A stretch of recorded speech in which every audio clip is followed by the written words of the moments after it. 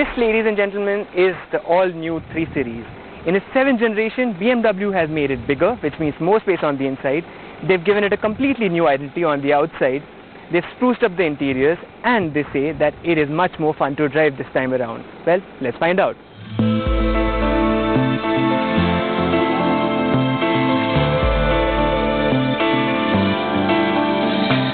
The 323 Series has grown in size and measures 76mm longer, 16mm wider, and a millimeter taller than its predecessor. Wheelbase has gone up by 41mm, while the front and rear track have increased by 43mm and 21mm respectively. The low-slung nose features a wider kidney grille, flanked by full LED headlamps featuring U-shaped LED daytime running lights. Towards the rear, the 3 Series gets slim tail lamps with chunky L-shaped motifs, with darkened elements giving it a very sporty look, which is further enhanced by the twin tailpipes. Both the front and rear bumpers get identical T-shape elements. Our test car, the 320D in luxury line trim, was equipped with 17-inch alloys, which we feel looked a bit too plain. Inside, the 3 Series gets a dashboard and center console layout reminiscent of the X5 and the X7 SUVs, complete with a fully digital instrument panel with a 12.3-inch display and a 10.25-inch display for the touch-sensitive central screen for the iDrive. So like I mentioned, the 3 Series has grown in size. It's got a longer wheelbase, so there's more space on the inside, and that is true. That's genuinely more space compared to the previous generation. The front seat right now is set according to my height, and I've got plenty of leg room and plenty of room to stretch my legs out. But even with someone who's 6 feet tall, if they're in the driver's seat, I'm very certain there'll be plenty of space for you here, which is obviously a good thing, especially for those who are looking to be driven around in their car and not get behind the wheel all the time. The seats as such are really comfortable.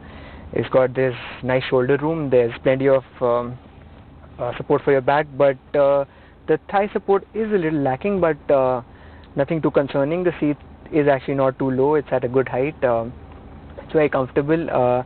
There's a 3-zone climate control, so the people in the back get their own dedicated zone. They also get 2 USB-C charging ports. The one thing they don't get is a sunroof. This one does not have a panoramic sunroof, so it has a fairly large sunroof as such, but it's not panoramic, so it doesn't stretch all the way back, so you won't be treated to that. But other than that, it's a good place to sit. It's very comfortable, it's very nice, and if you're looking for something that will occasionally or maybe even mostly be driven by a chauffeur in this price segment, it's not a bad car at all.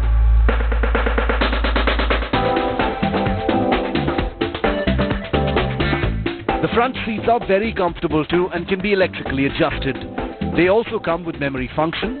The boot, however, is cramped, especially with the space saver spare placed in it. 3 Series does come with split folding seats though, so luggage room can be increased by folding them down. The one new thing with this one is something called the BMW Virtual Assistant, which is basically like Siri in your iPhone or OK Google in your Android phone. So I can just talk to the car and ask the car to do certain things for me. So I'll just show you. I'm going to give you a small demo. Hey BMW. Hello. What can I help you with? What's the temperature outside? The outside temperature is 34 degrees Celsius. Hey BMW. Hello. What can I help you with? I'm cold. No problem. I'm raising the temperature.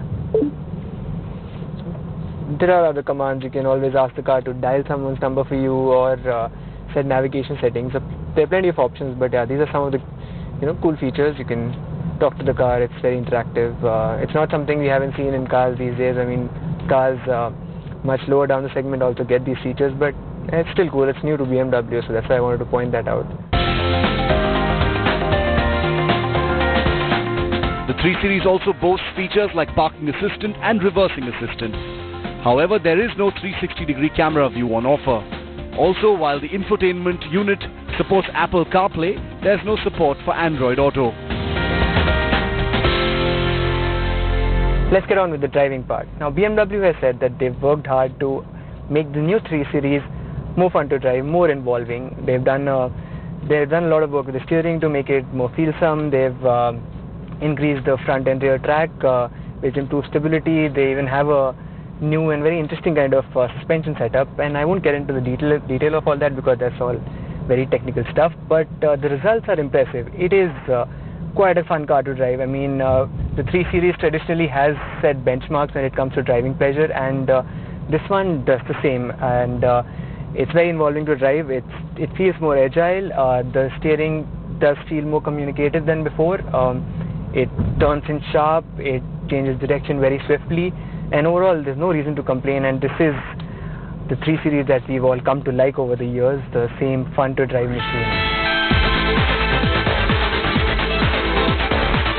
The steering has the characteristic BMW heaviness, and the suspension is on the stiffer side, but these are traits that help in enhancing the driving experience, so we're not complaining.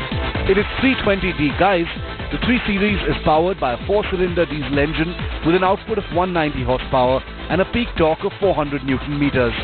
Unlike the previous generation 320D's 2.0-liter diesel, which has a twin-stage turbocharger, the new engine features 2 separate turbos. The 320D can sprint from 0 to 100 kilometers an hour in 6.8 seconds. The new engine feels much more refined than before, with less engine noise filtering into the cabin.